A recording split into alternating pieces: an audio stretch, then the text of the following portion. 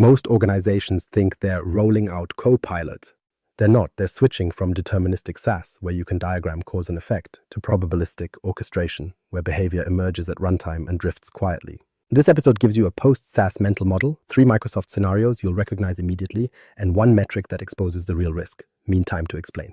If you're responsible for Microsoft 365, Power Platform, or Azure AI, subscribe, because Agent Sprawl isn't coming, it's already here. Now, the foundational misunderstanding. The foundational misunderstanding, AI as a feature, not an operating model. The most comforting story in enterprise IT right now is that AI is a feature, a checkbox, a license, a rollout plan, a change advisory board item, something you enable the same way you enabled Exchange Online, Teams, or E5 security. People want it to fit inside the existing SaaS operating model because that model is familiar. You provision accounts, assign permissions, configure policies, publish guidance, and then the system mostly behaves the same way tomorrow as it behaved today.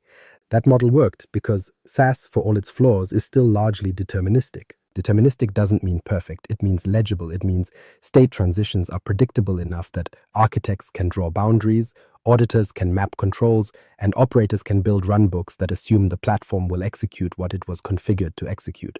When SaaS fails, it tends to fail like a machine. Outages, throttling, expired certificates, broken dependencies, bad deployments. Ugly, but explainable. AI doesn't land as a feature inside that world. It lands as a new execution layer that sits inside every workload you already run. And the moment that execution layer makes decisions at runtime, your old assumptions start decaying, not because Microsoft broke something, because you moved from configuration-driven execution to interpretation-driven execution. That distinction matters. In deterministic SaaS, the workflow is defined at design time. Someone models a process, writes a flow, builds a form, configures a connector, assigns a role. When a user clicks the button, the system executes the path you already defined. You can be wrong, but you're wrong in a stable way. In agentic systems, the workflow is assembled at runtime. The system doesn't just execute. It decides what to execute based on intent, context, tool availability, and whatever memory or grounding you've allowed it to access. It chooses a path, it chooses a tool, it chooses a source. And if you think that choice is just the model, you miss the point. The choice is the product of an orchestration stack: prompts, policies, plugins, connectors, permissions, retrieval, ranking, and the user's environment. That stack becomes your new runtime. So when leaders ask for the Copilot rollout plan, what they're actually asking without realizing it is, how do we deploy a distributed decision engine into our organization without changing how we control decisions? They're asking for a plan that preserves the old contract, user to app. User to app is the SaaS era contract. The user initiates, the app executes. Identity and access management is built around that. A human principal signs in, gets a token, performs an action inside a bounded app surface. The blast radius is mostly the app plus the permissions you granted. Post-SaaS breaks that contract. The new contract is intent to orchestration. The user expresses intent, the orchestration layer interprets it, and then delegates execution across tools, sometimes across multiple tools, using authorities that are often broader than the user understands. The user doesn't use SharePoint. The user expresses find the doc, summarize it, send the action items, and the orchestration layer touches SharePoint, Outlook, Teams, maybe a Power Automate flow, maybe a connector, maybe an external system. That's not user to app, that's intent to toolchain, and it's not optional. This is the uncomfortable truth. Once you introduce agents, you are no longer running a set of SaaS services. You are running an orchestration fabric. The SaaS services become tool endpoints inside that fabric. The UI becomes a conversational interface, and the workflow becomes a probabilistic plan assembled on demand. This is why so many organizations feel like they're making progress, but their architecture feels less stable every quarter. They treat AI like an add-on, but it behaves like an operating model shift. They stand up adoption training and call it done, but the system changes where decisions get made. They add a few guardrails, but guardrails don't define contracts. They create approved prompts, but prompts are not controls. They are suggestions to a reasoning system that is optimized to be helpful, not obedient. Here's what most people miss. The real scaling event isn't that more people will use Copilot. The real scaling event is that you're introducing non-human actors, agents that will perform actions, chain actions, and delegate actions, and those actions will be shaped by a constantly changing environment. New connectors, updated models, revised prompts, shifting data quality, changing permissions, and drift in the information estate. That means your system can have the same configuration and still produce different outcomes week to week. That's not a bug. That's probabilistic execution. So the foundational misunderstanding is simple. If you approach AI as a feature, you'll keep applying SaaS-era controls to a post-SaaS runtime. You'll measure adoption, not behavior. You'll inventory licenses, not decision pathways. You'll ask, is it enabled, not is it legible? And the consequence is predictable. You won't get simplification, you'll get acceleration, and the architecture won't visibly collapse. It'll just stop matching reality. Now define what post-SaaS actually means without the futurist nonsense. What post-SaaS actually means in enterprise architecture. Post-SaaS doesn't mean SaaS is dead. It means SaaS stopped being the place where work completes. In the SaaS era, enterprise architecture leaned on a stable contract, a user interface, an API surface, and predictable state transitions. You could argue about quality, uptime, licensing, or integration pain, but the shape of the system was consistent. A request came in, the platform executed a defined operation, and a record changed state. Operators could observe it, architects could bound it, auditors could test it. That contract is what made service ownership work. Teams owned Exchange, SharePoint, Teams, Dynamics, whatever, because the workload boundary roughly matched where execution happened. When something went wrong, you knew where to look. It might take time, but the system gave you a finite set of places to interrogate. Logs, policies, permissions, connectors, runbooks. Post-SaaS is what happens when you add a probabilistic overlay that sits above those contracts and starts interpreting intent instead of executing commands. That overlay has 4 parts that matter architecturally: prompts, tools, memory, and delegation. Prompts are not user input. They're runtime policy. They shape behavior, they constrain scope, and they change faster than change management can track. Tools are not integrations, they're executable capabilities, connectors, plugins, graph calls, flows, APIs. Memory isn't just chat history, it's what the system can remember, retrieve, and treat as context, across sessions, across users, across time. Delegation is the quiet multiplier. One agent hands work to another agent, which calls another tool, which triggers another workflow. So the system you thought was Microsoft 365 plus some automations becomes a distributed orchestration fabric that assembles execution paths on demand. Here's where the contract breaks. In SaaS, the boundary lives at the API. If the API call happened, you can trace it. If a permission allowed it, you can justify it. If an audit log recorded it, you can defend it. The system is still deterministic enough that what happened and why it happened are linked. In post-SaaS, interpretation replaces execution as the dominant mechanism. The agent doesn't just call create event. It decides whether the user meant schedule, draft, delegate, or summarize, then chooses which tools to invoke, in what order, with what parameters, based on context that is not visible to the user and often not visible to the operator. The output looks like a single experience. The reality is a toolchain. That distinction matters because architecture is fundamentally about controlling side effects. In deterministic systems, side effects come from explicit calls. In probabilistic systems, side effects come from implicit plans. And you don't control implicit plans with documentation. You control them with contracts and boundaries the orchestration layer can't casually step over. This is why more automation is the wrong frame. Automation assumes you're codifying a known sequence. You design it, you test it, you deploy it. If it breaks in the same place until you fix it. Post-SaaS systems don't just run sequences, they synthesize them. 2 users ask the same thing, and the system takes 2 different paths because context differs, tool availability differs, permissions differ, or the model selection differs. You get different execution, not because you changed configuration, but because the runtime interpreted the intent differently. So post-SaaS is a new control surface. The control plane is no longer only policies, roles, and settings inside each SaaS workload.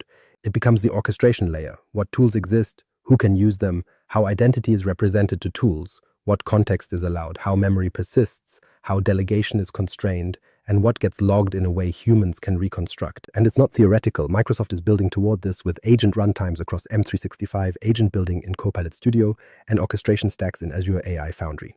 The details change. The architectural behavior does not. Once an enterprise allows intent to orchestration at scale, the architecture stops being a diagram of apps and services. It becomes a graph of decision pathways. And if you don't model that graph explicitly, you don't have a post-SaaS strategy. You have a collection of probabilistic behaviors that only look coherent because the UI hides the wiring. Now the paradox, the more intelligence you add, the faster that wiring fragments. The post-SaaS paradox. Intelligence accelerates fragmentation. The promise of agents is consolidation. One interface, one copilot, one place to ask, handle this, and have the platform stitch the work together across SharePoint, Teams, Outlook, Power Platform, and whatever else you connected. Leadership hears that and thinks, fewer apps, fewer processes, fewer tickets, fewer people needed to babysit the mess. They're not wrong about the intent. They're wrong about the system behavior. Because intelligence doesn't remove complexity, it redistributes it. And when you redistribute complexity into runtime decisions, fragmentation stops being an accident. It becomes the default outcome. Here's what most people miss. SaaS-era fragmentation was mostly structural. Too many apps, too many sites, too many teams, too many connectors. You could see it, you could inventory it, you could produce a depressing spreadsheet and pretend that was control. Agent-era fragmentation is behavioral, and behavior fragments faster than configuration ever did. Why? Because every team optimizes locally, always. Sales tunes Copilot prompts for pipeline updates, legal tunes it for contract analysis, finance tunes it for reconciliation, HR tunes it for onboarding. Each group adds just one more plugin, just one more connector, just one more exception, until the orchestration layer stops representing an enterprise and starts representing a set of departments with incompatible assumptions.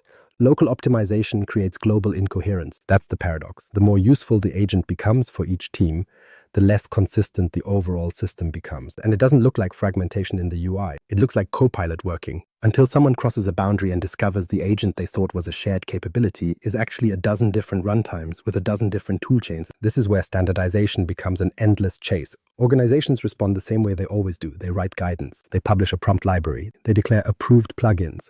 They create a governance page, they schedule a quarterly review, and then the system keeps drifting anyway, because the drift isn't coming from a missing policy document. It's coming from the runtime itself. A model update changes tool selection patterns. A connector update changes what data is reachable. A new Teams feature changes the context surface. A user discovers a better phrasing and shares it in a chat. A maker copies a flow and tweaks one step. Nothing big changed, but outcomes diverged. That's not configuration drift, that's behavior drift. And behavior drift beats configuration drift because you can't diff it the way you diff settings. You can't audit it the way you audit roles. You can't test it once and assume stability for 6 months. The system makes new decisions every time it runs. So the paradox becomes operationally visible in a very specific way. Incidents shift from the system is down to the system behaved wrong. Nobody gets an outage banner. Nothing is throttled. The service health page is green. But a team swears Copilot used to find the right policy doc and now it cites the wrong one. Or an agent used to summarize a meeting accurately and now it pulls in irrelevant context. Or a flow used to create one record and now it creates duplicates. Or the agent helpfully emailed a draft to the wrong distribution list because the runtime chose a different toolpath than last week. That's a different class of failure. And it's worse for leaders because it turns control into probability. The platform isn't broken. Your assumptions are. This might seem backwards, but the more intelligence you add, the more you multiply the number of possible execution paths. Every tool you attach is another branch in the decision graph. Every memory source is another influence. Every delegated agent is another interpreter. The system becomes a branching tree of could-do options. And you no longer control which branch gets taken by setting a policy in one admin center. You control it by designing boundaries the runtime can't violate. Without those boundaries, standardization becomes theater. You will be rolling out Copilot forever because every new use case creates a new local optimum. Every local optimum becomes another divergence. And over time, the enterprise stops having an architecture. It has a collection of probabilistic behaviors that sometimes align. The real enemy isn't that teams move too fast. The real enemy is that nobody defined what must remain deterministic. So intelligence accelerates fragmentation because it turns execution into choice. And choice always follows incentives, not diagrams. And incentives are local. Now name the thing that's actually happening. Not disorder, not sprawl, not governance gaps. Entropy. Architectural entropy, not disorder but unmanaged decision pathways. Entropy gets used like an insult, like it means messy, uncontrolled. People aren't following the process. And that's not what's happening. Architectural entropy is not disorder. It's the accumulation of unmanaged decision pathways that produce side effects you didn't model, didn't approve, and can't reliably trace after the fact. In the SaaS era, the dominant pathways were predictable. A user clicked in a UI, an API call executed, a record changed state. You could argue about who should have had access or whether the process was designed well, but the pathway itself was visible. It left a trail you could follow because the system ran what you configured.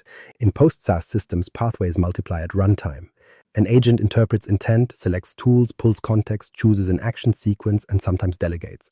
That creates a decision graph that is wider than your documentation and faster than your review cycles. And every time you add one more connector, one more plugin, one more helpful automation, you add branches to that graph. That's entropy. More branches, more side effects, less certainty. Here's the uncomfortable truth. Most organizations are still trying to manage entropy like it's configuration drift. They look for the settings that changed. They hunt for the toggle that flipped. They ask who modified the policy. And sometimes that's valid. But the new failure mode isn't a setting changing. It's a pathway becoming possible. Once a pathway exists, it will eventually be used. Not maliciously, not even intentionally, just because the system optimizes for completion. And humans optimize for it worked once, so ship it. Those pathways accumulate, and they don't show up in your architecture diagrams because diagrams describe designed flows. Agents create executed flows. That distinction matters. Deterministic systems fail like machines. They fail loudly. Outages, errors, timeouts, authentication breaks. You get MTTR because you can point at a component and say, this thing failed. Probabilistic systems fail like organizations. They fail ambiguously. Nothing is down, but the outcome is wrong. The system did something, and now you're arguing about whether it was a bug, a misinterpretation, a permissions edge, a context issue, or a prompt drift problem. That's not MTTR, that's a debate. And the debate is the cost. This is why exceptions are entropy generators. In the SaaS era, exceptions were already dangerous, but they were usually bounded. A specific mailbox gets a transport rule exception, a specific group gets an access exception, a specific site gets an external sharing exception. It's bad, but at least it's a stable bad. In the agent era, exceptions don't stay local. A just this once connector approval becomes a reusable capability. A temporary graph permission becomes a new normal. A prompt tweak becomes a copied template. A flow fork becomes a pattern. An environment created for testing becomes the place where production runs because it worked. These aren't accidents. They're how systems behave when intent is not enforced by design. So entropy isn't the absence of governance. It's the absence of boundaries that make your assumptions true. And the cost shows up in 3 places leaders actually feel. First, change slows down. Not because teams are lazy, because nobody knows what a change will break anymore. When execution is probabilistic and tool chains are implicit, every change becomes a risk to pathways you didn't know existed. So teams add reviews, then add more reviews, then add manual approvals, and eventually velocity collapses, entropy taxes speed. Second, incident ambiguity explodes. Your best engineers spend their time reconstructing what the system saw, what it decided, and what it did. The work turns into forensic analysis of tool calls, context selection, memory retrieval, and delegation chains. You're not fixing a broken server, you're reconstructing a decision. Third, invisible dependencies multiply. In deterministic SaaS, dependencies are mostly explicit. This app calls that API, this workflow triggers that service. In post-SaaS, dependencies become conditional. The agent might call this tool if it interprets the request that way, but it might not. So you can't map dependencies as a static graph. You inherit a probabilistic one. And that is exactly how architectural erosion happens. Not with a single catastrophic failure, with 1,000 small pathways nobody owned. So when people say AI is making things messy, the correction is simple. AI is making decision pathways cheap, and anything cheap gets overproduced. The fix doesn't start with a new admin center. It starts with making those pathways measurable, because what can't be measured will be explained away as user error until it becomes systemic. The next section is the metric leaders keep ignoring. Mean time to explain. The metric leaders ignore. Mean time to explain, MTTE. MTTR is the metric everyone knows because MTTR fits deterministic failure. Something breaks, you identify the component, you restore service, you close the ticket. MTTR assumes the question is, how fast can we fix it? Because the system already told you what it is. Post-SaaS breaks that assumption. The new bottleneck is not fixing, it's explaining. Mean time to explain is the time it takes your best people to answer a single, humiliating question. Why did the system do that? Not why did it fail? Why did it behave that way? MTTE shows up the moment your incident narrative stops being technical and becomes interpretive. The service health page is green. Authentication works. No CPU spikes. No obvious outage. But the output is wrong or inconsistent or risky or just different. And now you're not restoring service. You're reconstructing intent, context, and delegation across a toolchain that nobody can see in one place. This is the part executives underestimate because it looks like soft work. It isn't. MTTE is the cost of operating a distributed decision engine without deterministic boundaries. And it grows with every new tool, every new connector, every new prompt variant, and every new small automation that becomes part of the runtime. Here's what drives MTTE in practice. First, tool calls. An agent doesn't just answer, it calls tools, graph, connectors, flows, external APIs, sometimes multiple tools in a chain. If you can't see the tool sequence and the parameters used, you can't explain the outcome. You can only guess.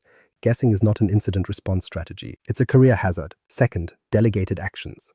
An agent that delegates to another agent creates a second decision boundary. The parent agent made a choice to delegate. The child agent made a choice about execution. And now you have at least 2 sets of instructions, 2 context windows, and potentially 2 different tool catalogs. That delegation chain is an entropy multiplier because it fragments accountability. Everyone will claim their piece worked as designed because nobody owns the behavior of the whole. Third, hidden grounding. In M365 land, grounding is often whatever the system could see, which sounds safe until you remember visibility is not intent. If Copilot pulled in a document, a chat thread, or a meeting transcript the user didn't expect, the output can drift without any configuration change. And when you investigate, you realize your logs can tell you something accessed SharePoint, but not what the model selected as relevant or why it ranked one source above another. That gap is MTTE. Fourth, prompt and version drift. In the SaaS era, you tracked configuration versions and release notes. In the agent era, prompts are runtime logic and they drift like folk knowledge. A better prompt gets shared. Someone forks an agent, a maker tweaks instructions. A model update shifts how the same prompt is interpreted. Now, the organization has multiple behavioral versions of what everyone thinks is the same Copilot. And when something goes wrong, the hardest part is just finding which version of the instructions produced the output. So MTTE is not a new KPI for the sake of novelty. It's the board-relevant risk metric for agentic systems.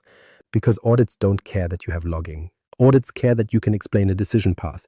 If your best answer is the model decided, you don't have auditability. You have theater with timestamps. And MTTE connects directly to velocity, variety, and volume, the forces that Harbridge points at, but most leaders treat like adoption trivia. Velocity compresses change cycles until your explanations lag behind reality. Variety multiplies the number of possible runtimes that could have produced the behavior. Volume increases the count of autonomous decisions per day until we'll look into it becomes the default state of operations. This is why MTTE matters more than MTTR. MTTR tells you how fast you can recover a system you understand. MTT tells you how often you operate a system you don't. And once MTTE crosses a threshold, your architecture stops scaling. Not because compute is expensive, but because explanation is. At that point, you can still deploy more agents. The platform will let you. You just won't be able to defend what they did or prove why they did it or predict what they'll do next. And that's the moment the enterprise realizes it didn't buy automation. It bought ambiguity at scale. Now take that metric and apply it to the first accelerant, velocity, because AI compresses change cycles until governance, review, and even architecture language can't keep up. Velocity, AI compresses change cycles until governance becomes irrelevant. Velocity is the first accelerant because it attacks the one thing enterprise IT relies on to stay sane, time. In the SaaS era, change had friction. Product teams shipped monthly. Enterprises reviewed quarterly. Security did annual attestations and called it continuous improvement. Nobody loved that cadence, but it matched reality. Configuration changed slower than people's ability to understand it. AI breaks that, not because it ships faster, because it behaves faster. Harbridge frames velocity as the pace of technology change, and he's right, but most leaders still translate that into feature velocity, new buttons in Teams, a new Copilot pane, a new admin setting. That's manageable. Annoying but manageable. Agent velocity is behavioral velocity. It's how quickly the system's decision patterns shift, even when you didn't approve a change. A model update changes how intent is classified. A retrieval change changes what gets grounded. A connector change changes what tools are available. A new prompt pattern goes viral inside one department and becomes de facto runtime policy by lunchtime. The system is not waiting for your change window. It's evolving while you're still writing the risk assessment. This is the uncomfortable truth. Your control plane lags behind your execution plane, and the gap is where entropy grows. Look at what happens in Microsoft ecosystem specifically. A Copilot experience lands in one workload, then another. A preview becomes GA. A plugin gets introduced. Copilot Studio expands capability. Azure AI Foundry adds orchestration features like connected agents or workflow patterns. Meanwhile, teams are iterating prompts and automations daily because the cost of iteration is basically zero. So policy review cadences stop being governance. They become archaeology. By the time a committee meets to decide whether a connector is approved, someone already used it, wrapped it in a flow, embedded it in an agent, and shipped it as just a productivity helper. The decision got made at runtime. After the fact, you can argue about it. The system already executed it. This is why will govern after the pilot is such a reliable failure pattern.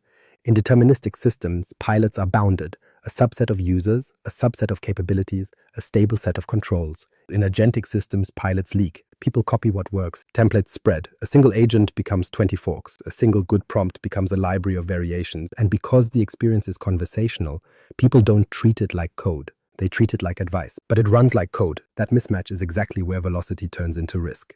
And here's the part leaders hate hearing. Citizen builders are not the problem. They are the delivery mechanism.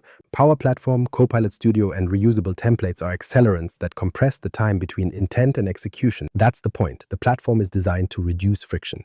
And friction is what used to protect the enterprise from itself. So when velocity spikes, the enterprise doesn't just ship more. It revises reality more often. And when reality revises faster than architecture can be explained, MTTE explodes. Your operators spend their time answering, why did it do that? Instead of improving the system, because that keeps changing. And this also changes how security debt behaves. In the SaaS era, security debt was mostly dormant until something poked it, an audit, a breach, a migration. In the agent era, security debt becomes active fuel. Old oversharing in SharePoint isn't just an ugly legacy problem, it becomes immediate model context. Old guest access isn't just a risk, it becomes an action pathway. Old orphaned groups aren't just clutter, they become permission edges an agent can traverse if it's allowed to. Velocity doesn't create the debt, it monetizes it. And because velocity compresses the feedback loop, organizations start responding with the wrong tool. More meetings, more approvals, more checklists, more governance. That doesn't slow the runtime. It just slows the humans. The system keeps executing. The organization becomes the bottleneck. So the practical definition of velocity in post-SaaS is simple. It's the rate at which behavior changes relative to your ability to explain it. Once that ratio breaks, governance becomes irrelevant in the literal sense. Not important, but unable to influence outcomes before they occur.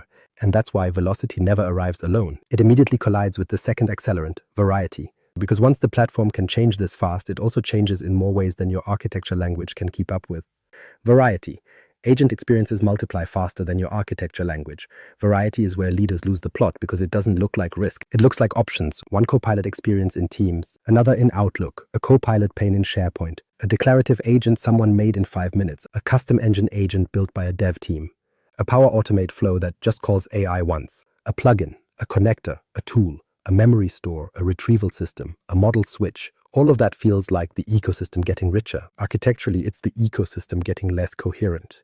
Because variety isn't just more ways to build, it's more runtimes, more context surfaces, more tool catalogs, more execution semantics, and every runtime behaves slightly differently. Even when the branding is identical and the user thinks they're talking to Copilot, that distinction matters. In the SaaS era, you could build an architecture language around workloads.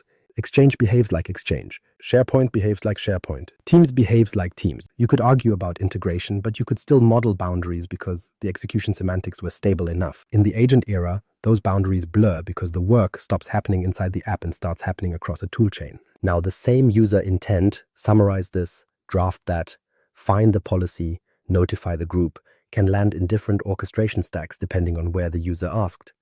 Teams has one context surface. Chats, channels, meetings, transcripts. Outlook has another. Mail threads, calendars, attachments, mailboxes. SharePoint has another. Sites, pages, libraries, permissions, metadata. Even if the model is shared, the retrieval and grounding pathways aren't. So the enterprise ends up with one Copilot that behaves like 3, 5, or 10. This is the hidden variety. It isn't the UX, it's the toolchain and the reasoning pattern behind the UX. And it multiplies in 2 ways at once. First, the visible variety, which Microsoft will happily ship. Copilot UX in multiple apps, declarative agents in Copilot Studio, custom engine agents via Procode toolkits, Azure AI Foundry orchestration patterns like connected agents and multi-agent workflows, MCP servers exposing tools, agent-to-agent delegation, different model options, different grounding approaches. None of this is inherently bad. The system is behaving like a platform, but a platform doesn't give you one standard way to operate. It gives you a menu, and enterprises are terrible at menus. They select based on local pain, local skills, and local deadlines. Then they call it strategy. Second, the invisible variety, which enterprises create for themselves. Different teams build different tool chains. One group relies on SharePoint as a knowledge base. Another relies on OneNote. Another relies on Teams messages. Another relies on PDFs in random libraries. One team builds a flow that writes to Dataverse. Another team writes to a spreadsheet. Another team sends an email. Another team posts into a Teams channel. Same business intent. 4 different execution paths. 4 different side effects. 4 different failure modes. And now the same policy doesn't create the same posture. This is where security teams get blindsided. They assume that if conditional access, DLP labels, and access reviews are central, then the agent experience is centrally controlled. That was true when the application boundary was the control surface. In post-SaaS, the control surface is the orchestration layer. What tools are reachable, what context is selectable, what memory is persistent, what delegation is allowed, and what identity is presented to the tools. So even with central policies, variety creates inconsistent outcomes. One agent uses a connector with delegated permissions that quietly exceeds what the user thinks they authorized. Another agent uses a different connector that fails and falls back to a different data source. One runtime strips citations, another keeps them. One runtime can act, another can only suggest. One runtime logs tool calls in a way you can trace. Another leaves you with conversational smoke. Same organization, same intent, different behavior. And because the variety is distributed across tools, builders, and teams, your architecture language can't keep up. Your diagrams still show apps and services. The system is actually a shifting set of agent runtimes and tool chains. You're describing a deterministic world while operating a probabilistic one. That mismatch is why incidents feel surreal. Operators aren't asking which service failed. They're asking which runtime did this user hit, with which context, with which tool catalog, with which prompt version, and which permission edge. That's MTTE getting paid in full. And variety is also the bridge to the final accelerant, because once you have many runtimes, you inevitably get many instances. Variety becomes volume the moment those experiences scale beyond a handful of pilots and become the default way work gets done. Volume. The agent-to-human ratio quietly explodes. Volume is the part leaders think they understand because they've lived through volume for 20 years. More mailboxes, more teams, more SharePoint sites, more documents, more groups, more apps, more logs, more tickets. Volume felt like a storage and operations problem, so enterprises built inventory thinking, count the things, classify the things, put policies on the things, then try to slow the rate at which new things appear. That logic collapses in the agent era because volume isn't primarily artifacts, it's decisions.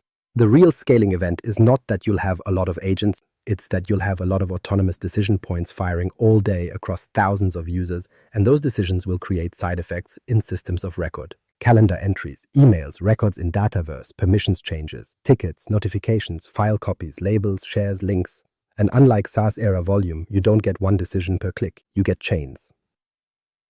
A single user intent becomes multiple tool calls, and each tool call becomes a potential fork. Retries, fallbacks, alternate sources, delegated sub-agents, and compensating actions when something partially succeeds. That means the number that matters isn't agents per tenant, it's autonomous actions per day. This is why the agent-to-human ratio is such a useful mental model. The ratio is never stable, it always grows, because once an organization has one working agent pattern, it gets copied, templated, and embedded into workflows until the default expectation becomes the agent handles it. Humans only review the exceptions. That's fine, right up until you realize the ratio also drives blast radius. Every additional agent doesn't just add another capability, it adds another execution pathway that can touch data, trigger workflows, and create side effects. And those pathways don't exist in isolation. They share tool catalogs, they share connectors, they share permissions, they share data stores. So the marginal risk of one more agent isn't one more thing to manage. It's more load on the same brittle graph. Here's where inventory thinking fails. Counting agents doesn't tell you anything about their authority. A declarative agent that can only retrieve and summarize content behaves like a read-only reporting surface. It can still leak information, but it can't mutate systems. A task agent that can send mail, create records, or trigger flows is a different class of risk. A decision agent that can choose actions without human review is a different class again. So if leadership asks, how many agents do we have? The only accurate answer is that's the wrong question. The right question is, how many autonomous decisions can execute side effects, and where are those decisions allowed to land? Volume also creates a specific sprawl pattern that looks harmless until it becomes permanent. Duplicated agents, forked prompts, orphaned flows, environment drift. Someone copies an agent because it's faster than requesting access. Someone forks a prompt because it's just wordings, and someone creates a new connector because the approved one is slow. Someone builds a flow in a personal environment because they're testing, then the test becomes production because it works. Those are not exceptions. Those are entropy factories. And volume turns them into normal operations. This is where MTTE becomes a certainty, not a risk. Because the more autonomous decisions you have, the more often you'll need to explain one. And the explanation burden doesn't scale linearly. It scales with the number of possible pathways, the number of runtime versions, and the number of implicit dependencies. So the enterprise does what it always does. It tries to centralize visibility after the fact. A registry, a dashboard, a report, a monthly review of top agents. That can help, but only if it's tied to contracts. Otherwise, it becomes another spreadsheet of comfort, because volume isn't the enemy, unbounded volume is. And unbounded volume is what happens when organizations treat agents as helpers instead of products. Products have owners, products have versions, products have deprecation, products have telemetry that answers uncomfortable questions. Helpers have enthusiasm, templates, and no life cycle. Over time, the agent workforce becomes the dominant workforce, not in headcount, but in executed actions. And once that happens, every weakness in identity, permissions, data quality, and observability gets amplified by automation. The system doesn't just scale outcomes, it scales mistakes. That's the point where leaders finally feel the paradox in their calendar. Nothing is down, but everything takes longer to trust. Now shift from theory to the first scenario everyone recognizes. We rolled out Copilot. Scenario 1 setup. We rolled out Copilot. This is the story every Microsoft leader tells right now because it sounds responsible. We rolled out Copilot. Translation: procurement bought the licenses, someone flipped the toggles, there was a readiness checklist, a couple of pilot teams, some prompt training, maybe a security review, and then a launch email with a SharePoint page full of cheerful guidance.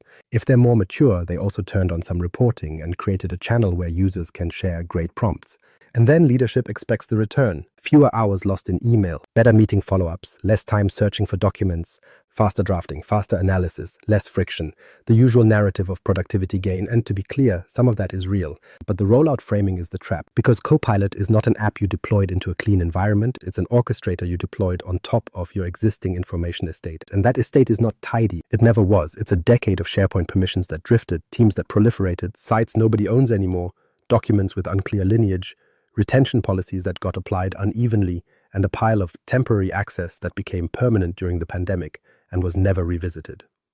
Copilot doesn't create that mess, it simply makes it executable. Here's what most organizations miss in the first 90 days. The first order effect isn't users got faster.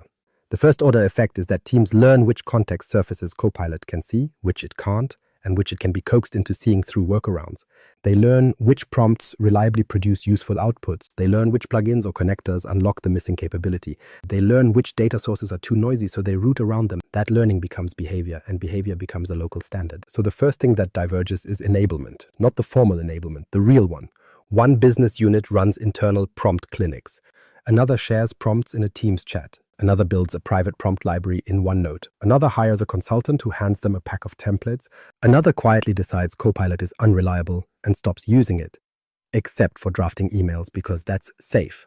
Now, you don't have one Copilot rollout, you have multiple Copilot cultures. And that cultural drift turns into technical drift faster than most architects expect because Copilot's value rises with reach. The moment a team hits the limit of what basic Copilot can do, they don't file a request for a new application. They attach a capability, a plugin, a connector, a graph permission, a Copilot Studio action, a Power Automate flow that just helps Copilot by doing the last mile, a shortcut that creates a side effect without making the side effect visible.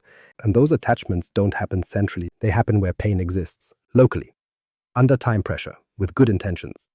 This is where we rolled out Copilot becomes structurally false, because you didn't roll out a single thing. You rolled out an orchestration layer that behaves differently depending on the workload and the team. Teams becomes one runtime. It has meetings, transcripts, chats, channels, and a social graph that changes by the hour. Outlook becomes another runtime. Mail threads, calendar context, attachments, and delegated mailboxes. SharePoint becomes another runtime.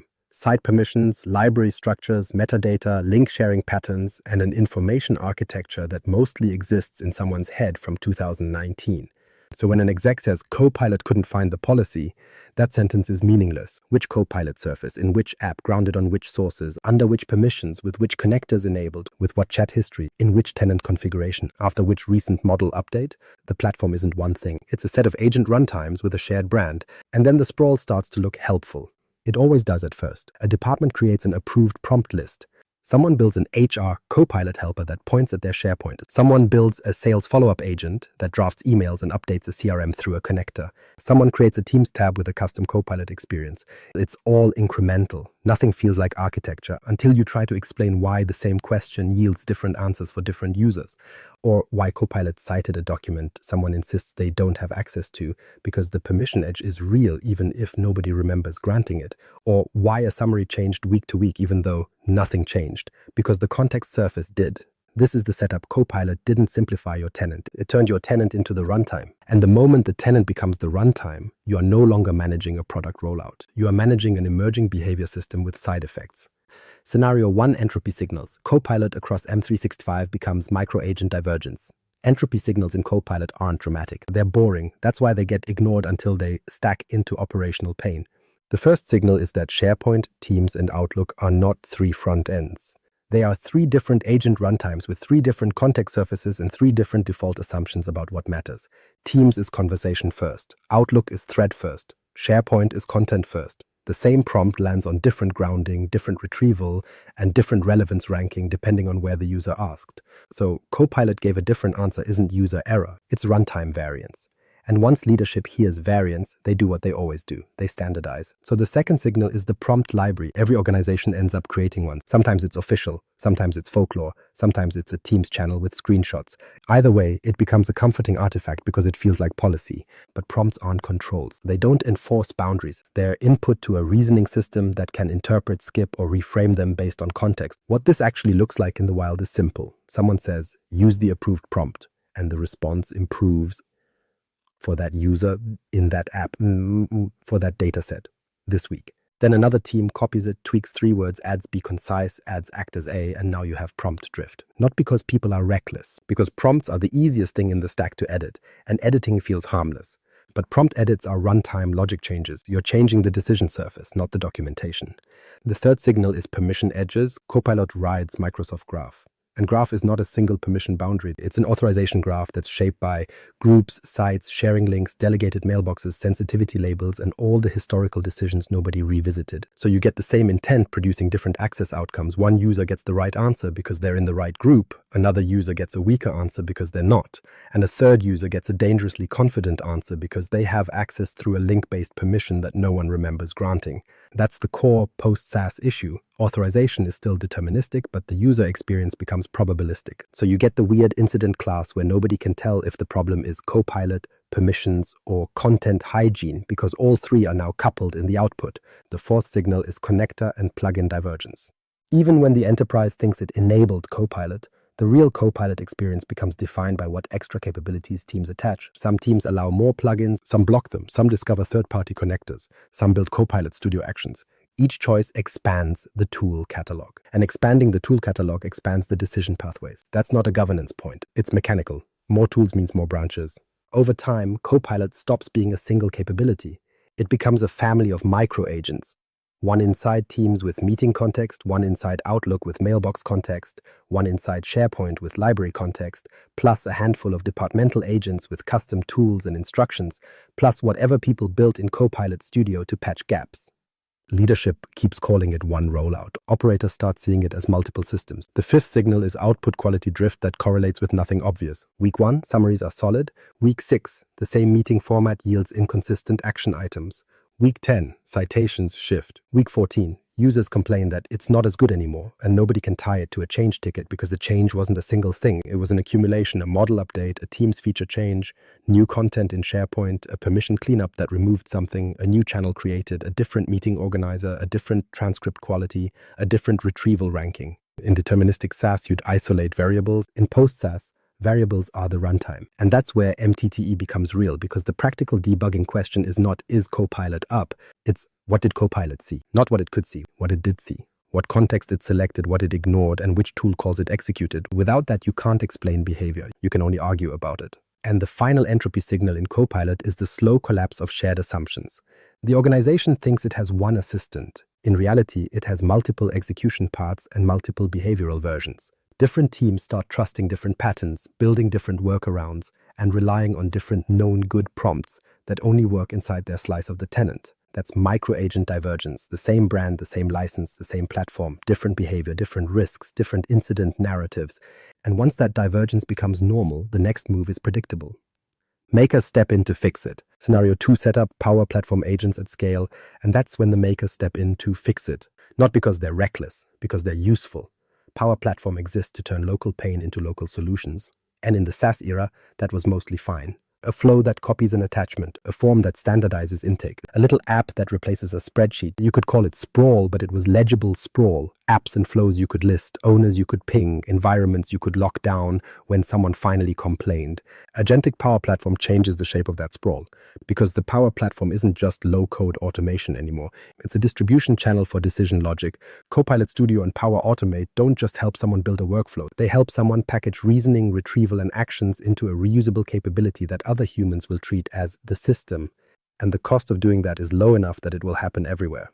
This is the uncomfortable truth. If you want to understand how fast an organization will scale agents, don't look at Azure, look at Power Platform. Azure is where teams build carefully. Power Platform is where teams build constantly. And the reason is simple. It sits at the intersection of 3 things enterprises can't control with policy docs: business urgency, permission convenience, and template gravity.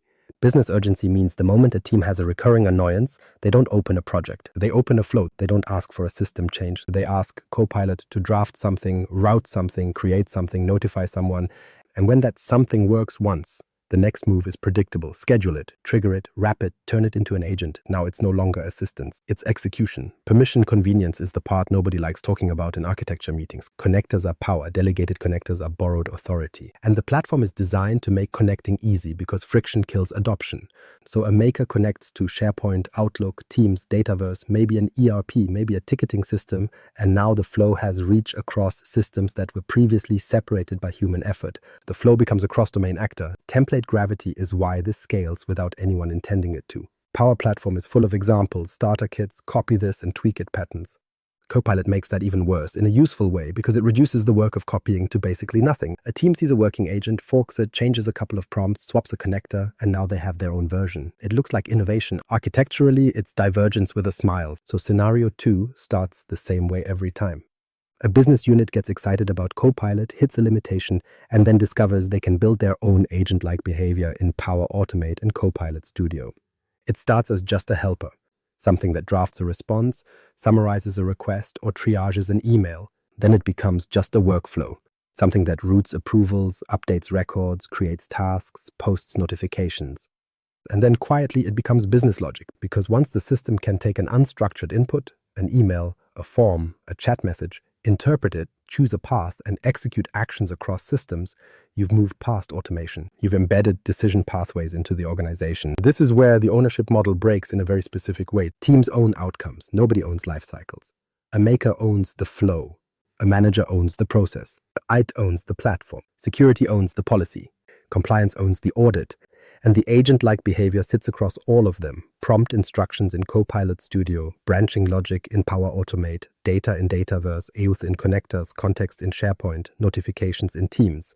So when it works, everyone claims value. When it fails, nobody owns the behavior. That's not a tooling flaw. That's the operating model mismatch showing up in the place where scale is easiest. And it produces a failure mode that looks different from Copilot variants. With Copilot, people argue about output quality and citations.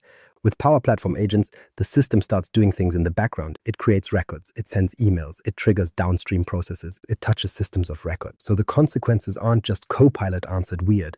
The consequences are side effects, duplicates in Dataverse, premature notifications, silent routing to the wrong queue, a connector that was authorized for convenience and now acts as an escalation path, an environment that got cloned and now runs the same flow with different secrets. A prompt tweak that changes which branch fires and nobody realizes until 3 weeks later. And because the platform makes building easy, the organization will build faster than it can observe. That's the entire setup for scenario 2. Low friction creation of agent-like behavior in the one place enterprises already struggle to keep legible. What follows is the real entropy signal. It isn't shadow IT, it's shadow cognition. Scenario 2, entropy signals. From shadow IT to shadow cognition. Shadow IT was annoying, but it was visible. Someone spun up an unsanctioned app. Someone moved files into Dropbox. Someone paid for a tool with a credit card. You could discover it, block it, or at least name it. Shadow cognition is worse because it doesn't look like a thing. It looks like a reasonable workflow that happens to contain decision logic nobody can fully see, version, or test. The first entropy signal is where the logic actually lives. In Power Platform agent scenarios, the business logic is no longer just in a flow definition you can export and review. It's split across 4 layers. Natural language instructions, connector configuration, data shape, and branching behavior. The instructions in Copilot Studio become the decision policy, the connector becomes the authority boundary, Dataverse becomes the memory and state, and the flow becomes the execution engine that turns a judgment into side effects. That fragmentation matters because you can't review the agent as a single artifact anymore. You can review a flow, you can review a DLP policy, you can review a connector, but the behavior is the composite, and composites are where audit narratives go to die. The second signal is drift vectors that have nothing to do with someone changing the process. Connector auth changes. Someone re-authenticates with a different account because the original owner left. A token scope changes. A conditional access rule gets tightened. A premium connector gets swapped for a non-premium one to avoid licensing friction. Suddenly, the same agent takes a different path. Not because logic changed, but because reachable capabilities changed. Environment moves are another drift vector. Makers clone environments, copy solutions, migrate flows, and bring along just enough configuration to make it run. The flow still says production, but the secrets, endpoints, or connection references aren't the same. So behavior diverges while the artifact looks identical. Schema drift is the quiet killer. A column gets renamed, a choice value changes, a table gets extended, a view gets filtered differently. The agent still works, but it now grounds decisions on slightly different data. And because the decision layer is probabilistic, you don't get a clean error. You get subtly wrong outcomes that only show up weeks later as operational friction.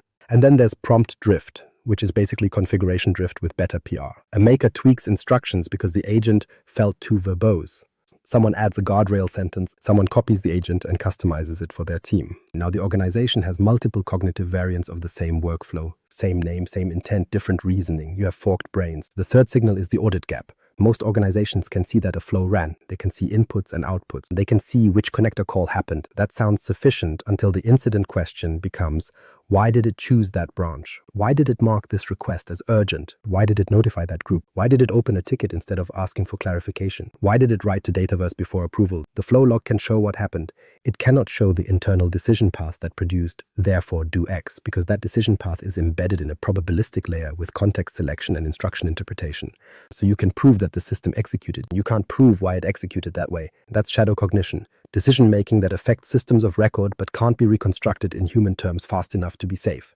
The fourth signal is behavioral side effects that look like data quality issues, but are actually decision pathway issues. Duplicate records are the classic one. The agent interprets two similar emails as two distinct requests, triggers the same flow twice, creates two cases, and now humans spend hours reconciling. Premature notifications are another. The agent decides it has enough context to alert stakeholders, but it's wrong. And now the organization burns credibility. Silent permission escalation is the most uncomfortable. Delegated connectors run under a service identity that has broader reach than the initiating user understands, so the agent can move data or trigger actions that feel like privilege creep, even if nothing malicious happened. The fifth signal is MTTE spiking into permanence. Debugging stops being engineering and becomes archaeology. You're not tracing one system. You're correlating Copilot Studio instructions, flow history, connector auth context, environment configuration, Dataverse state, and whatever prompt changes someone made last month because it worked better. You ask who owns it and you get 3 names. You ask who can change it and you get 6. You ask what version is running and you get silence. And then the most predictable outcome happens. The business doesn't stop. They can't, so they patch again. Another flow, another exception, another connector, another tweak. That's the loop. Shadow it created unapproved tools. Shadow cognition creates unowned decisions. And once unowned decisions can execute side effects, you're no longer scaling productivity, you're scaling ambiguity. Scenario 3, setup. Azure AI orchestration without a control plane. Shadow cognition is what happens when makers distribute decision logic faster than anyone can see it. Scenario 3 is what happens when engineers do the same thing but with better tooling and higher blast radius. This is where Azure shows up in the story and the comforting myth returns. At least the pro-code teams will do it properly. They won't. They'll do it efficiently. They'll do it under pressure. They'll do it in fragments. And then they'll move on to the next backlog item while the fragments stay behind as permanent infrastructure. Because Azure AI orchestration isn't one product. It's an assembly line, a model endpoint, a tool layer, some retrieval, a queue, a worker, a database for state, a memory store, a set of retries, some temporary glue to connect a system of record. A dashboard maybe, a tracing setup hopefully, and a dozen small decisions about identity, secrets, networking, and logging that determine whether this thing is an engineered system or a probabilistic pile of side effects. Most organizations start scenario 3 the same way. A team gets asked to build an agent that does something real, not summarize documents, something with consequences, create tickets, update records, trigger approvals, triage incidents, draft customer responses, and push them into a CRM. The exact use case doesn't matter. The pattern does. It starts as an experiment because everything starts as an experiment. So they spin up an Azure OpenAI deployment or use Foundry or whatever their internal standard is this quarter. They add a little RAG. They wire up a few tools, they test it with happy path prompts. It looks good in a demo. Leadership sees the demo and thinks the hard part is done. The hard part hasn't started. Because the system that demos well is almost never the system that survives production reality. Partial failures, inconsistent inputs, permission edges, rate limits, downstream API quirks, and the simple fact that human workflows are messy and rarely match the data model. So the team adds orchestration, not because they love architecture, because they need the agent to do multiple steps reliably. And this is where the entropy begins. Each project invents orchestration from scratch. One team builds a state machine in code. Another uses durable functions. Another uses logic apps for steps and a custom worker for reasoning.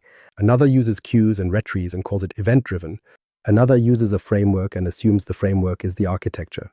Another uses a notebook that becomes a scheduled job that becomes a production dependency because nobody had time to rewrite it. Same outcome, bespoke state, bespoke memory, bespoke logging. It's not malicious, it's normal. And because every team has slightly different skills and slightly different constraints, they pick different building blocks, different storage, different telemetry, different auth strategies, different ways to do tool calling, different ways to handle human in the loop, different ways to package prompts, different ways to version anything at all. So the enterprise doesn't get an agent platform. It gets multiple orchestration dialects that can't explain each other. This is the part nobody says out loud in architecture reviews. Orchestration logic becomes the new integration layer, and integration layers are where enterprises accumulate their worst legacy, not because the code is old, because the dependency density becomes untouchable. Then the second predictable thing happens, prototype gravity. A proof of concept gets used just for a pilot. Then the pilot gets used just for this one team. Then the team depends on it for a quarterly process, then monthly, then daily, and now the agent is part of the operating model. But it still runs on POC assumptions, weak versioning, informal ownership, missing kill switches, inconsistent tracing, and an identity model that looks fine until it has to touch a system of record at scale. At this point, the architecture diagram stops representing reality, because the diagram shows components and arrows. The runtime is decisions and side effects. And when a probabilistic system executes, the most important details are the ones diagrams don't capture. Which tool was selected, what context was retrieved, which retries happened, what partial execution occurred, which compensations ran, and what authority the agent carried when it acted. Without a control plane, none of that is consistently captured. So every incident becomes bespoke. Every post-mortem becomes a debate about whether the agent did something wrong, or whether the downstream system behaved strangely, or whether the input was ambiguous, or whether the model update changed behavior. All of those can be true. That's the point. In scenario 3, Azure doesn't just amplify the agent problem, it industrializes it. Because now the organization can build agents that run continuously at scale across many systems with autonomous retries and delegation chains and tool catalogs that evolve faster than any centralized document can track. And if there's no control plane, no enforced identity, no consistent telemetry, no lifecycle ownership, no single place where tool authorization and version responsibility are anchored, you don't have an agent estate. You have a fleet of unsupervised workflows pretending to be software. Next comes the uncomfortable part. When orchestration becomes the new legacy, it fails in a very specific way. It doesn't crash, it leaves side effects. Scenario 3, entropy signals. Orchestration logic becomes the new legacy.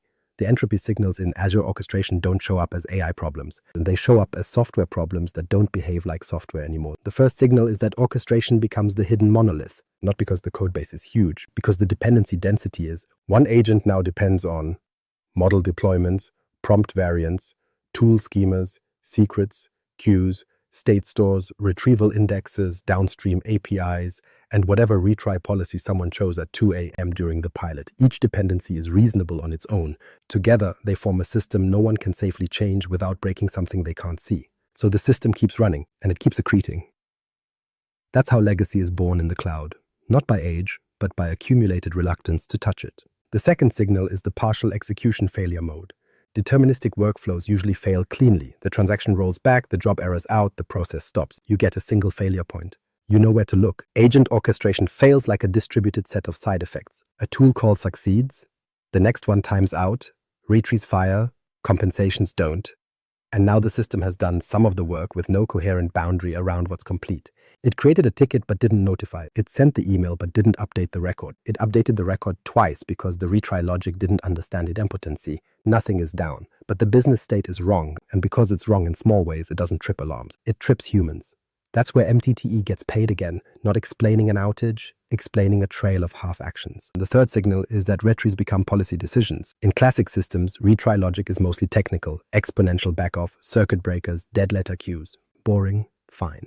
In orchestration systems, retries become behavioral governance, whether you admit it or not. Do you retry an action that sends an email? Do you retry something that creates a record? Do you retry something that triggers a payment or changes a permission or posts into a channel that people act on? Every retry risks duplicating a side effect. Every don't retry risks abandoning a workflow mid-flight. So engineers end up encoding business policy into technical defaults because there is no separate layer where those decisions live. That's entropy, when policy migrates into the least reviewed code path. The fourth signal is tool call reliability turning into a lottery. Every tool is available until it isn't. Graph throttles. APIs change. A connector version shifts. A downstream system enforces a new validation rule. A key rotates, a permission gets removed. The orchestrator still plans as if the tool exists because the catalog says it does. But runtime reality disagrees, so the system adapts. And adapts is the dangerous word here because adaptation without constraints is just improvisation with production data. One agent falls back to a different source. Another changes the order of operations. Another asks the user for input in one channel and proceeds without input in another. Over time, the behavior becomes a statistical distribution, not a designed flow. Again, nothing is down, but outcomes drift. The fifth signal is delegation chain blast radius. Teams love multi-agent patterns because they look clean on paper. Specialize the agents, delegate the tasks, keep prompts small, keep responsibilities clear. In production, delegation chains are how you lose accountability. A parent agent delegates to a retrieval agent, which delegates to a data agent, which calls an MCP server, which calls an internal API, which triggers an event that wakes a worker that runs another tool call. At the end of that chain, a side effect lands in a system of record. And the only useful question is, whose authority was that? Most stacks can't answer it cleanly. They can tell you which service principal executed the call. They can't tell you which decision pathway authorized it, which context justified it, and which human intent it traces back to because the chain is assembled dynamically. So you end up with a system that is auditable in the shallow sense, logs exist, but illegible in the operational sense, meaning can't be reconstructed quickly enough to matter. The sixth signal is telemetry that exists but doesn't compile into explanation. Teams will instrument, they'll add open telemetry, they'll capture traces, they'll log prompts, they'll store outputs, they'll have dashboards. And still, in the incident, someone asks the question that matters.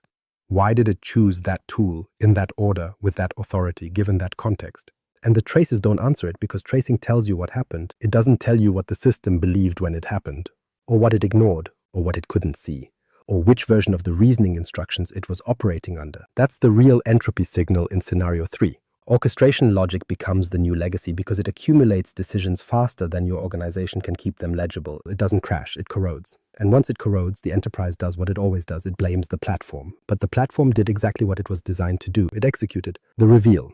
Entropy is an operating model failure, not a platform failure.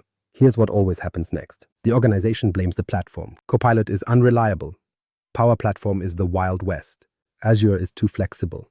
MCP is another thing to govern. Foundry is moving too fast. The vendor narrative is tempting because it gives leadership a clean scapegoat. The tooling created the chaos, therefore better tooling will remove it. It won't. Because the platform didn't create the entropy, the organization did, by deploying probabilistic execution into an operating model designed for deterministic systems. That distinction matters. Microsoft platforms behave predictably, not in the nothing changes sense, in the system sense. They do exactly what they are designed to do. They expose capability, they reduce friction, they enable delegation, they let teams compose solutions locally, and they keep running even when no one is watching. That isn't a flaw, that's the product. The failure is that enterprises keep treating agent systems like feature rollouts when they are actually operating model changes. A new execution layer doesn't fit inside the old accountability model. It breaks it. In deterministic SaaS, responsibility is easy to assign. IT owns the service configuration, security owns policy, the business owns process, support owns incidents, vendors own uptime. And most of the time, that mapping works because execution is bounded. Users click, systems run, logs tell a coherent story. In post-SaaS, execution is not bounded by the UI. Execution is bounded by whatever tools are reachable, whatever context is selectable, and whatever authority the agent can present when it acts. Those are not settings, they're decision rights. And most enterprises have never explicitly designed decision rights for non-human actors. So you get the predictable failure mode. Everyone owns a slice, nobody owns the behavior. The business unit says, we own the outcome. Azure says, we own the platform. Security says, we set the policies. The makers say, we built the flow. Developers say, we shipped the API. And the agent sits across all of them, making runtime choices that no single team is accountable for explaining end to end. That's not a tooling gap. That's an operating model with a missing role. Someone has to own behavior, not just resources. Now, most leaders respond with the word governance. And then they do the thing enterprises always do when reality gets messy.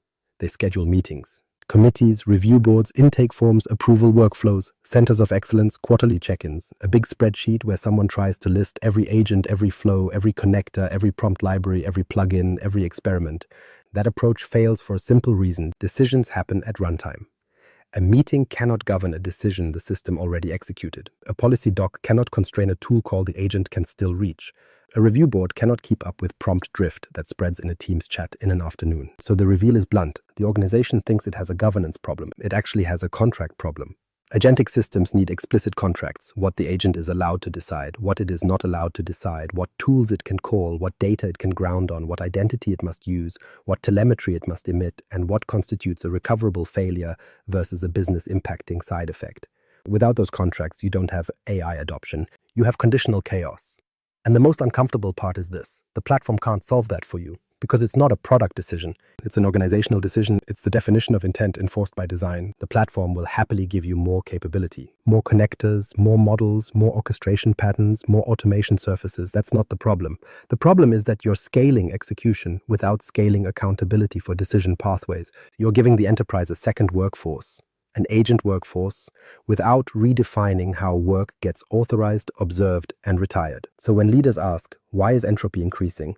The answer is simple, because you tried to run probabilistic systems with a deterministic operating model. You kept ownership at the resource layer, and you left behavior unowned. And that's why entropy keeps winning. It has no counterforce. The way out is not more tooling. It's a design discipline. Agent-first architecture, explicit boundaries for probabilistic systems, where reasoning stays conditional, but execution stays deterministic, legible, and owned.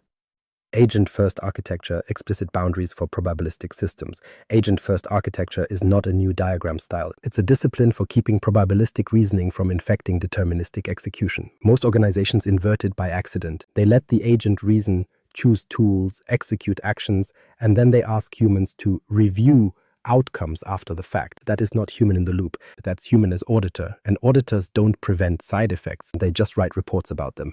The core principle is simple. Probabilistic reasoning must wrap deterministic execution, never the reverse. Reasoning can propose, reasoning can rank, reasoning can draft, reasoning can ask for missing context. Execution must be constrained. Execution must have contracts. Execution must be legible. If an agent can trigger an external side effect, then the system must force that side effect through a deterministic boundary that enforces assumptions, identity, authorization, idempotency, approvals, and telemetry.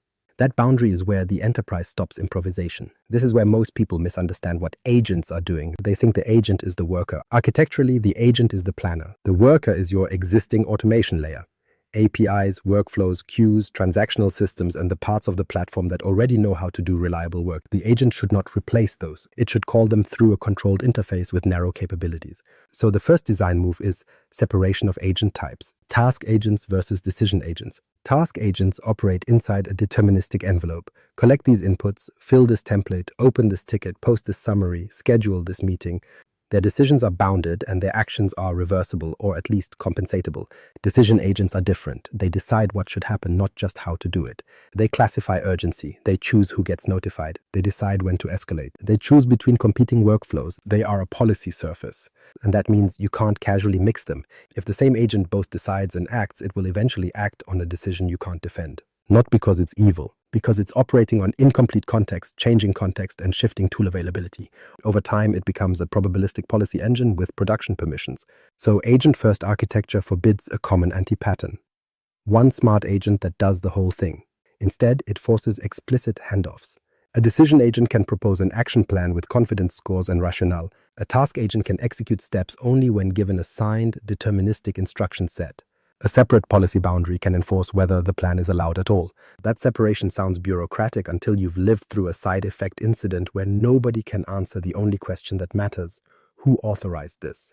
The second design move is treating human in the loop as a boundary condition, not a checkbox. Human in the loop is not someone can stop it if they notice. It is an architectural gate where the system must pause, present the decision context, and require an explicit authorization to proceed. That gate should trigger on risk, not on vibes. Sensitive data access, external sharing, financial transactions, permission changes, customer-facing communications, or any action that can't be undone cheaply.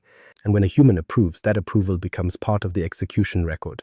Not a Teams message, not a meeting note, a first-class artifact tied to the agent identity and the tool call. The third design move is legibility as a non-negotiable requirement. Most leaders treat explainability like a compliance slogan.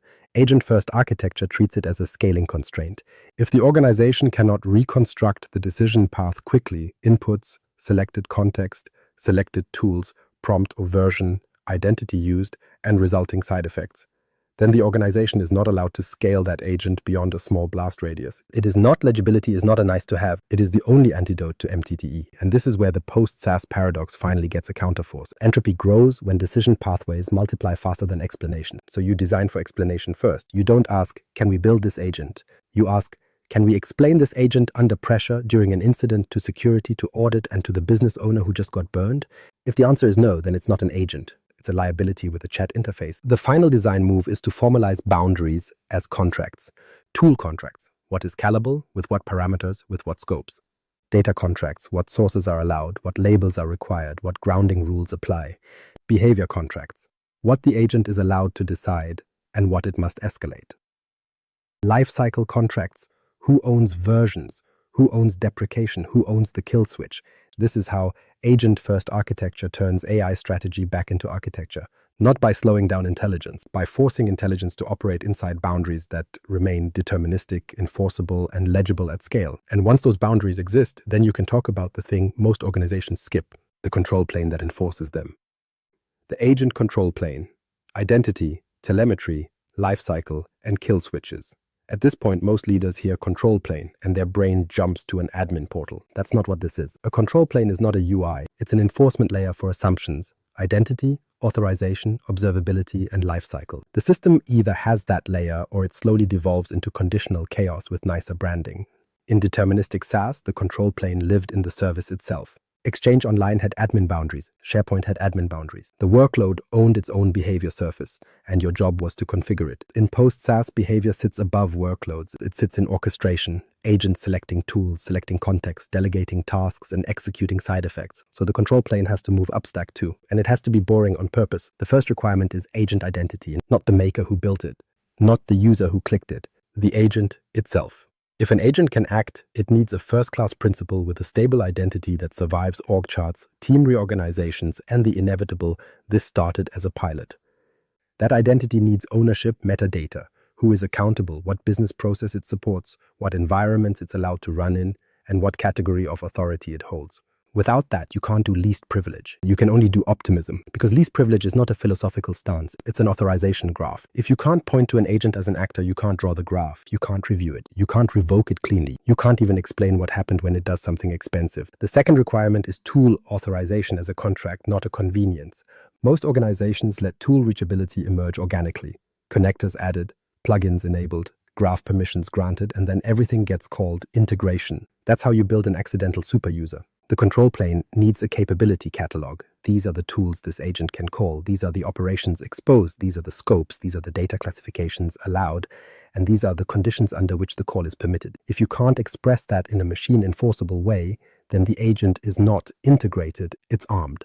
The third requirement is telemetry that answers the questions people actually ask during incidents, not did it run, who acted, on what, using which identity, with which authority, based on what retrieved context, through which tool calls, in what sequence, with what fallbacks, and what side effects landed in which systems of record. That's the minimum. Anything less is performative observability.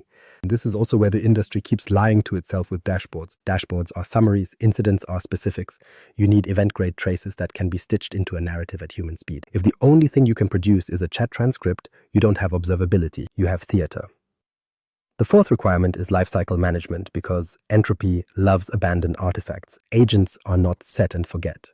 Prompts drift. Tools change. Connectors rotate. Models update.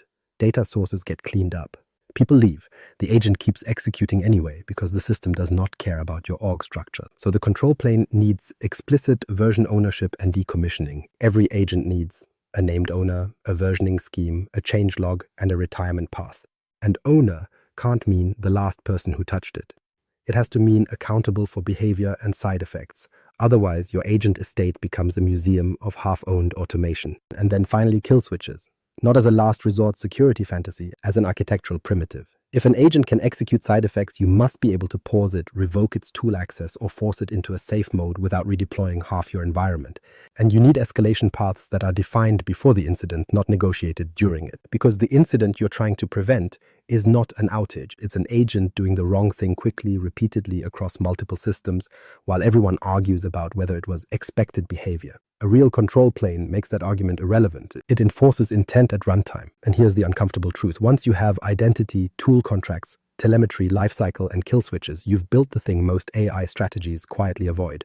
You've made agents operationally legible, which means you can finally scale them without scaling ambiguity. Now the next question becomes obvious. If tool sprawl is one of the fastest entropy surfaces, what happens when MCP makes tool integration dramatically easier? MCP is integration relief and a new entropy surface if unmanaged.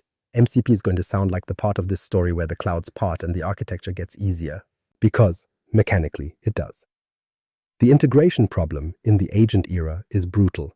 Every agent wants to call tools, every tool has an API, every API has an auth model, and every team wires it differently. That creates the classic MXN mess. You end up with bespoke connectors, brittle adapters, duplicated wrappers, and a constant tax every time anything changes. MCP's promise is to collapse that mess into something more linear. One side speaks agent, the other side speaks tool. The protocol becomes the contract, discovery, schemas, and a standard way to call capabilities. So instead of building 10 different custom integrations for 10 different copilots, you build or adopt an MCP server once and any MCP-capable agent can use it. That's real relief. It reduces the integration surface area you have to handcraft. It reduces the number of places where tool calling gets implemented poorly. And it makes tool reuse realistic, which is the difference between an agent program and 1,000 snowflakes. But here's what most people miss. MCP doesn't remove complexity. It relocates it into the one place enterprises are already failing to control, capability sprawl. MCP turns tool exposure into something that can scale as fast as copying a config file. That's the upside.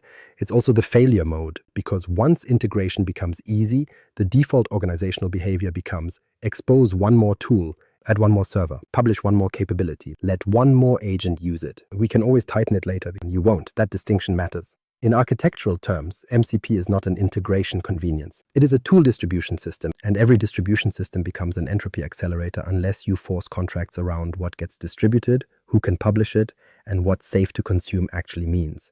So MCP introduces a new entropy surface, standardized tool sprawl.